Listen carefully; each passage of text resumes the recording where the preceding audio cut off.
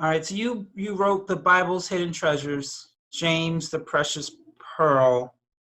Why did you choose to write this book?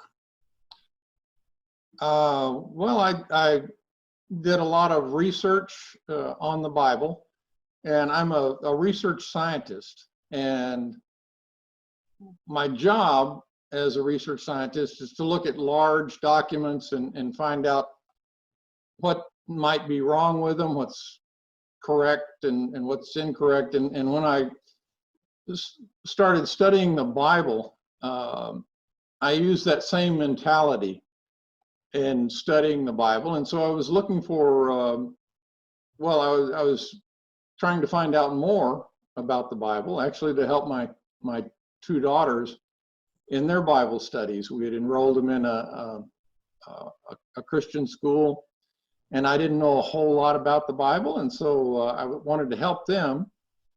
So I started researching the Bible, and I found some stumbling blocks, I guess you would say, some things that almost contradicted each other within the Bible. And so I kept researching and researching, and finally, after quite a number of years, I found that James, the book of James, is consistent with the Old Testament, but it's in the New Testament. And the primary thing is most Christians believe that you're saved by faith alone. And that's one line in James that says, no, you are not saved by faith alone. And so I was concerned that a lot of Christians were going down the wrong path for their salvation to get to heaven. And so I felt compelled to write this book so that people would know the truth that's in the Bible, and would lead them on the path to heaven, instead of just saying, oh, I'm saved by faith and I've got a free ticket to heaven. And according to the book of James, that's not the case. And so I wanted to write this book so the whole world would know how to get salvation. Have you always aspired to be an author? No, not really, but in my work as a research scientist, I wrote a lot of technical documents, and but not an author that would be selling books to the public. The technical documents that I wrote were very limited in scope and very, they just didn't receive wide distribution. Very few people would read them. I'm gonna actually go off script. Talk about a little bit. You said in James, you're not saved by faith alone. What exactly did you research in James? What else is there other than faith? Oh, well, it works. James basically says faith without works is dead. And so a person can have all the faith in the world that Jesus is our Lord, but if they don't show it in their everyday life, in obeying all of God's commandments, then their faith is really dead. They don't really have true faith, I guess is another way to say it. Right.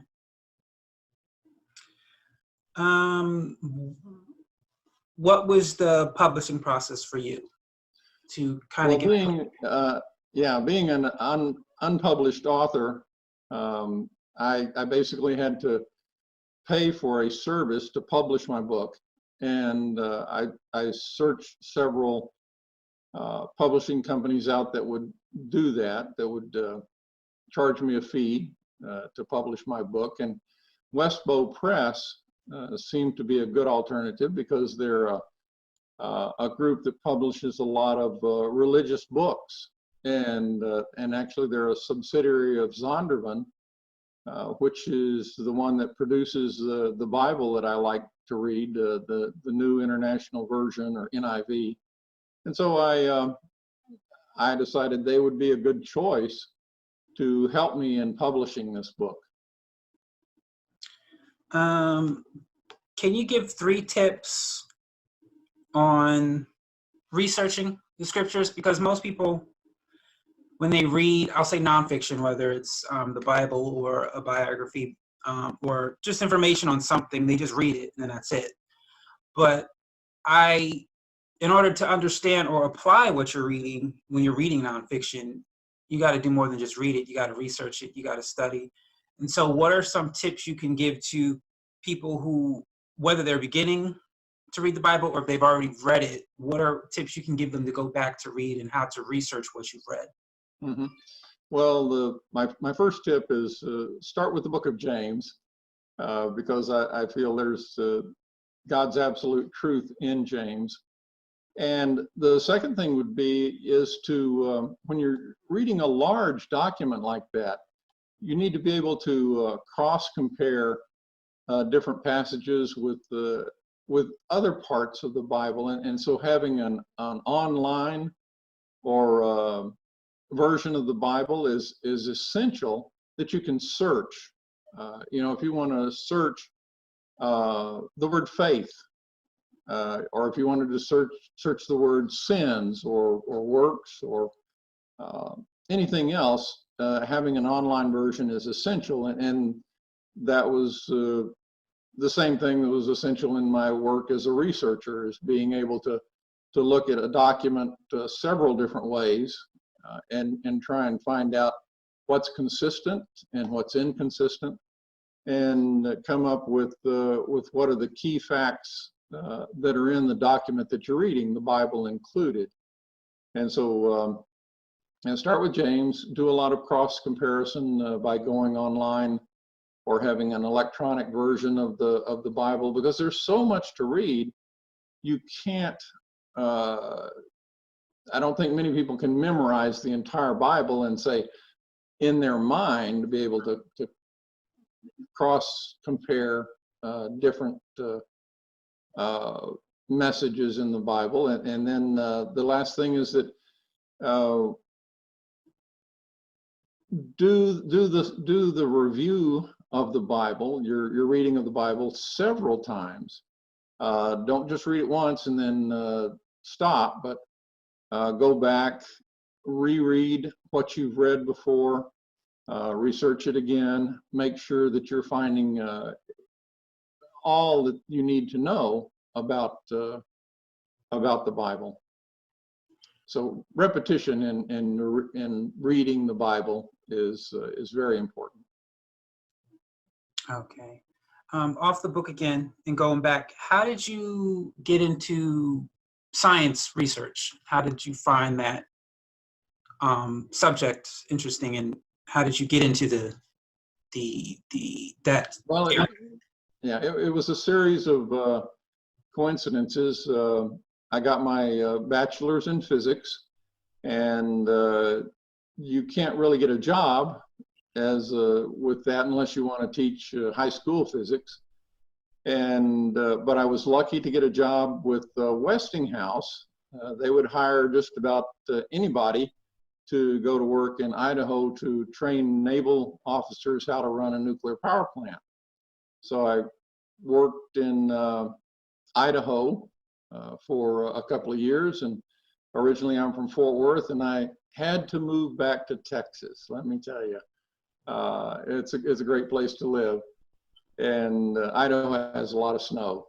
And so I started applying for jobs and was lucky enough to go to work for a research institute in San Antonio.